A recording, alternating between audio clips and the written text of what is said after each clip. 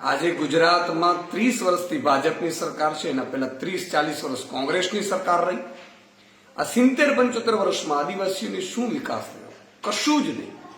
આજે ગુજરાતમાં 3.21 લાખ આદિવાસી બાળકો કુપોષણથી પીડાય છે. એનાથી મોટી વાત 2000થી વધુ આંગણવાડીઓ ભાડાના મકાનમાં ચાલે છે. 400 જેટલી આદિવાસી શાળાઓમાં શિક્ષકો પૂરતા નથી. આદિવાસીના આજે અંતરિયાળ વિસ્તારોમાં રોડ રસ્તા નથી બન્યા.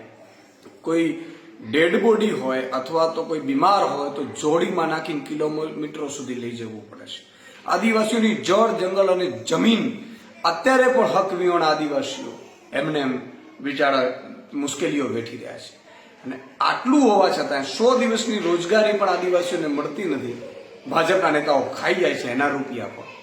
અને મોટી વાત તો એ છે કે જ્યારે આ બધા મુદ્દાઓને આદિવાસી સમાજના હીરો જ્યારે ચેતરભાઈ વસાવા જેવા વ્યક્તિઓ ઉઠાવે ત્યારે આદિવાસી સમાજનો અવાજ દબાવવા આ આદિવાસી સમાજ વિરોધી ભાજપ સરકાર એને ખોટા કેસમાં જેલમાં નાખી દે અને દિવસો સુધી જેલમાં રહે.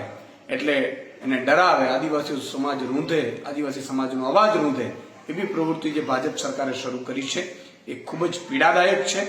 આજે આદિવાસીઓ ખૂબ પીડાઈ ગયા છે.